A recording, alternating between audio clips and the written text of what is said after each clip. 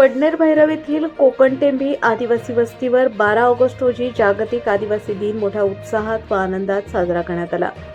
आदिवासी गावकरी युवा मित्र मंडळाच्या वतीने आयोजित या कार्यक्रमानिमित्त भव्य मिरवणूक काढण्यात आली.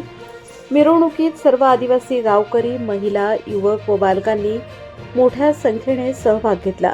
पारंपरिक वेशभूषा, वाद्ये आणि उत्साहपूर्ण वातावरणामुळे संपूर्ण परिसर दुमदुमून गेला. या माध्यमातून आदिवासी समाजाची समृद्ध संस्कृती, परंपरा आणि एकतेचे दर्शन घडले.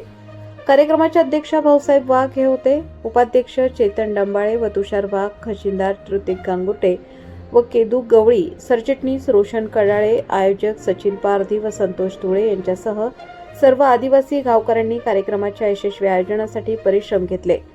जागतिक आदिवासी दिनानिमित्त आदिवासी संस्कृती व परंपरेचे जतन करण्यासोबतच समाजातील एकोपा आणि नव्या पिढीला आपल्या संस्कृतीची ओळख करून देण्याचा संदेश यावेळी देण्यात आला.